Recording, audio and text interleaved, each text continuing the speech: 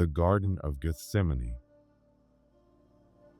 In the deep quiet of a Jerusalem night, Jesus and his disciples made their way from the upper room toward the Garden of Gethsemane. The moon cast silver light across ancient olive trees, their gnarled trunks bearing witness to centuries of prayers whispered beneath their branches. The air was cool and heavy with the scent of spring blossoms and night-blooming flowers. Gethsemane, whose name means olive press, was a place Jesus often retreated to for prayer.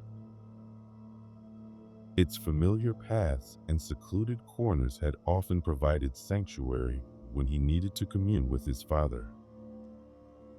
On this night, however, the garden would become the setting for his deepest struggle and most profound submission. As they entered the garden, Jesus asked most of his disciples to wait while he went further in to pray. His voice was gentle, but carried undertones of the weight he carried. Only Peter, James, and John were asked to accompany him deeper into the garden, where the shadows grew longer and the silence more profound. The three disciples noticed a change coming over their master as they walked. His steps became heavier. His shoulders seemed to bend under an invisible burden. "My soul is overwhelmed with sorrow to the point of death," he told them softly. "Stay here and keep watch with me." The vulnerability in his voice touched their hearts. Though they couldn't fully understand what was happening, Jesus went a little farther, perhaps a stone's throw away, and fell to his knees in prayer. The moonlight filtered through olive branches, casting dappled patterns across his bowed form. The disciples could see him there, a solitary figure in the silver light, carrying a weight they could not comprehend. The night air grew still, as if nature itself held its breath in witness to this moment. Even the usual sounds of evening, the cry of night birds, the rustle of wind through leaves, seemed muted in respect for this sacred struggle. In the depths of the garden, Jesus' prayer rose like incense in the night air. "My Father," he began, his voice carrying notes of both intimacy and anguish, "if it is possible, let this cup pass from me." The words hung in the stillness, a son's honest plea to his beloved Father.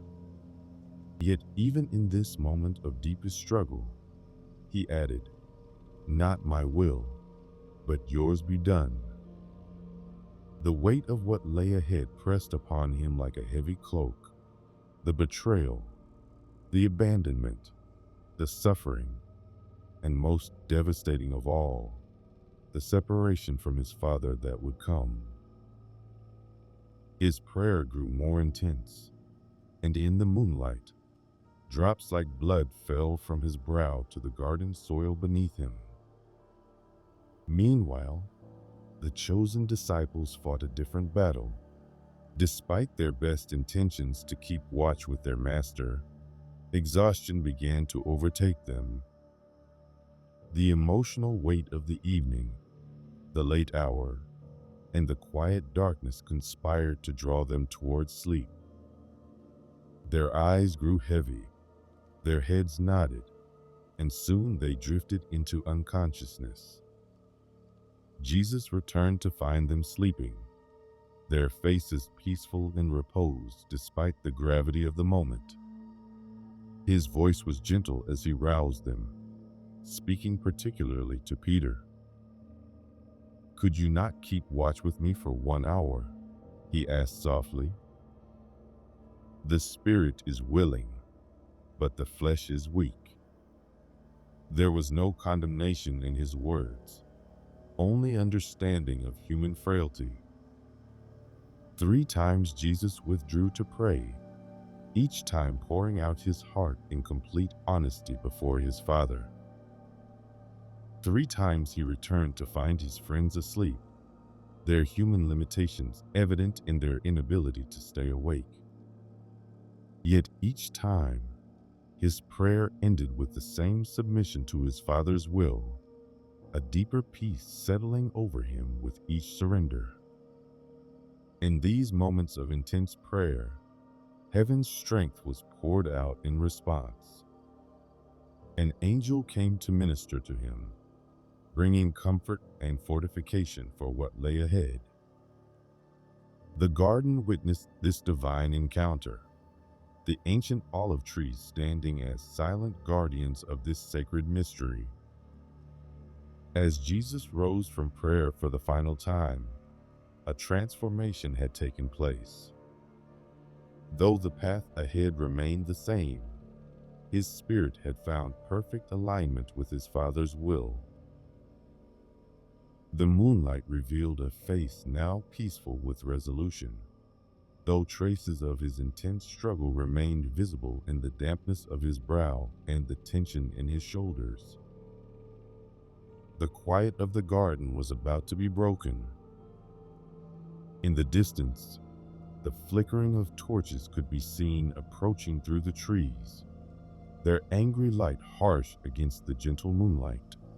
The sound of many feet and murmuring voices began to disturb the night's tranquility. The time of prayer was ending, the hour of trial was at hand. Jesus gently roused his sleeping disciples one last time. "The hour has come," he said softly, his voice steady despite knowing what approached. "Look, my betrayer is near." The disciples, still groggy from sleep, struggled to comprehend the sudden shift from peace to approaching danger. In these final moments of freedom, Jesus stood calm and composed in the garden that had witnessed his struggle and surrender. The same love that had caused him such anguish now gave him strength to face what was coming.